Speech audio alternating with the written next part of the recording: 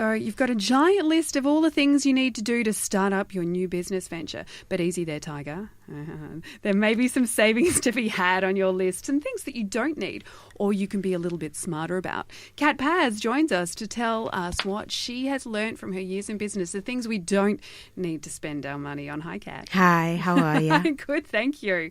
Well, this is pretty exciting. Everybody's got their list, sharpened pencils at the ready. So where have you developed these ideas and learnings from? A lot of it is experiential myself. I have to admit, I am not perfect. I wish I was. And then also what I do. I meet people like this all the time. I see what people are going through.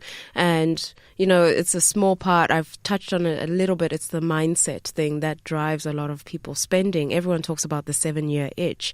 We go after a new car, a new house, a new TV, a new phone. A new partner. Yes, yeah. That kind of stuff too. I'm talking business partner, Kat. Yeah, yes, exactly. Right. Yeah, okay, that's right. Sorry, I thought of a will at one point. Yeah. So, those things drive our need for certain things. But when you're in business, you really have to slow down and think practically and not so much about whatever it is that's driving you, the emotional benefits of doing something, if that makes sense. Yeah, it's a lot of the trappings of business and a lot of, if you've obviously worked before and you've looked around you and seen everything, but a lot of the times you can get by with not quite as much as that stuff. Yeah, that's so true. You can work smarter. Yeah. Yes, and there's a comfort level, unfortunately, when you're working full time, you know where the next paycheck is coming from. And in business, the paycheck is you. And if you've been sick, or as people have been the last 2 months, or if you're just so busy and you just haven't had time to invoice, that has an effect. You get behind very quickly. Awesome. So what's the first thing that we don't need to spend money on your list, Kat? A few people are going to kill me. It's a car. You don't need an expensive car. That's important. Expensive or new is also another important thing. Today, vehicles are quite efficient. And yes, you probably do get sick and tired of the fact that it doesn't have Bluetooth or it doesn't have an AUX jack in it or whatever these little things you need. But, you don't need to buy a new car. And also when I started my business, there was this feeling of I needed to meet the image. And some professions have that. I can see that. I don't see how that's important for a startup. People are buying your value. And okay, you buy this snazzy BMW that you can't park in the city because you're broke, so you take the train anyway. So, excuse the sarcasm. Or you park it in the CPP, so then the clients don't see this image that you have created. But all you've created is an obligation, a 5-year obligation, a very expensive obligation if you go for an expensive vehicle. And don't take in what, the sales pitch comes in as. There are benefits, yes. If it's new, it will last you longer. But if you already have a car, why then, a car that's fully paid or about to be fully paid, why then commit for 5 years when you need that extra cash flow, that extra $400 a month, for example, to fund other things within your business? Absolutely. And if you've got the cash on hand, it's best to keep it on hand. Or the money. Hand. Yeah, absolutely. Just in case you need that. Yeah, need some fat. Yep, and that's it. Hold on to the fat. That's the energy of the business. If your car, in your mind, is nasty, you can do, decal. You can decal the vehicle. A decal, for those, it could be our funny accent, decal, yeah, decal, whatever. Decal, yes. Decal, yeah. Those stickers that you can put on your vehicle advertising your business. Business, yes. Yeah, so, if you wanted to... And that's a lot cheaper than buying a car. Absolutely. So you could cover it from bumper to bumper with just about your business, as you see tradies do that. A lot of tradies get business by putting decals on their cars. Or you can just simply do the back window or the bumper itself, the back bumper. There's so many things you can do to get your business out there. Right. So what's the next thing after car that we shouldn't be buying? Equipment you don't need. And this is driven, in my experience, I find it's driven by tax write-offs, the idea that you can get a tax write-off. So people need a new phone, and, the newest phone, Samsung iPhone, is like $1,500 today.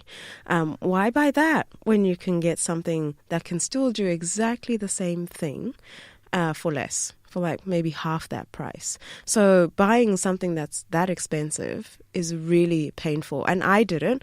I had a beautiful phone that I enjoyed, but then it went through warranty issues. And I never saw it again because of the warranty issues. Actually, I'm talking a brand here. I don't want to name it. But I couldn't get a replacement because the current phone wasn't viable.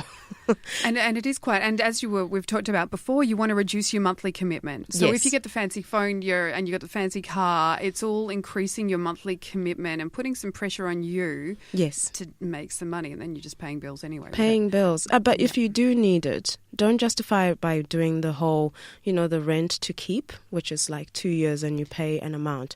Those are good in the personal setup, but then in business, you're better off crystallizing that purchase, just getting it done, samurai. Just buy it outright. Yeah, that's what you're saying. that's it. Yeah, okay. Buy it all the way and don't go for a 2-year commitment if you need one. So don't justify it by going, I'm only paying $35 for the next 2 years. I guess it's a bit more of an honest spend. You see exactly what you're paying for, and you don't have the monthly ongoing commitment. Yes. Yeah. Get the pain now. It's like buying a Dyson vacuum. Get the pain, and then the happiness follows without the price. Sorry, so much analogies. You can tell what I've been up to this weekend. Not much. Housework. Yes. So equipment you don't need, but also sometimes if it is driven by a tax write-off, and I'm talking about different industries here, where your industry, it's good to buy that piece of equipment. If you haven't budgeted how much money that piece of equipment's going to make for you, maybe a cutting machine instead of you sawing, whatever you need to do. But that cutting machine, yes, will cost $15,000. You need a loan for that. You definitely won't unless you've got cash hanging around. So most people go for a loan, and then They get the tax write-off, which is great. They get the full $15,000, but that tax write-off is between now and the end of the financial year. But then you're stuck for the next 3 to 5 years paying this piece of equipment off. So you're paying, that's the cash. Yes, you get interest, you get depreciation. Those are all what we call paper write-offs, but you don't feel the actual ka-ching of the cash. We need a bell that makes that sound. I say it so much. And without that actual cash, what are you doing? What if it's a lemon? My gosh. And I've seen that, where this piece of equipment that was meant to make big bucks for them is a lemon. They've been repairing, and then they find out you can't switch it off, or, all these lessons that cost productivity time. And then you realize, I can't operate it myself. You need an employee. So all these things to make it work, to make the investment work. I guess for things like that, it's maybe best to see if you can hire for short term for a project, see if you actually use the item. Yes. And then consider it. And it's generally, by the sound of it, it's better to buy something outright. Yes. Than to go that route. But some things are expensive. So before you go for the long-term commitment, make sure there's a direct link between that expense and income increase. There has to be that without you having then to react, get an employee, get repairs done, all these things. Get to know what you're about to buy. Don't buy on the potential, buy on what is actually factual. Yeah. Good advice. Yeah. And another one is if you're starting out and you don't necessarily need a space, you don't have to go out there and rent. If you do need a space, there's so many options out there. So you don't have to go and do the full 3-year commitment if your business isn't ready for that. This is for an office space or a warehouse or workshop, whatever you need. Yes, exactly. You don't have to buy it. That's not a good option. Yes, it sounds great in the long term, but right now you're still a little baby, a little sprog. You need to be watered and fed, and you need to grow in this little new world. So to buy a commercial property that's a huge mortgage, and the average mortgage is like $3,000, imagine that. You're better off renting and getting something more flexible. So instead of the 3-year, that's not the only thing you have to do. There's other things you can do. You could sublease for a little bit, like you say. You could even, hot desk was the term before, but that's developed into actually shorter term leases where you just get an office space for 6 months. And then you just grit your teeth for 6 months. Suck it and see. See what happens. See if it was working for you. See if it's the right space, location. So you can get those short leases. There's also all of those co-working spaces as well popping up. And we will, don't worry, we will do a show on co-working spaces. I think that's a good idea to get a few people in to talk about the benefits of it. Absolutely. And for those of you who don't know what a co-working space, it's a space. It's an office space already set up. They've got offices. They've got all the facilities. They have secretarial services, a photocopier's offices, meeting rooms, Yes. all of those kinds of things. And sometimes you can hire them on an ad hoc basis, or you can take out a longer term lease. Absolutely. And in today's world as well, co-working spaces have come about as a result of how businesses don't need so much space anymore. So even right now, there are existing businesses where they're using less and less space because they don't need as many staff. It's worth a knock on the door.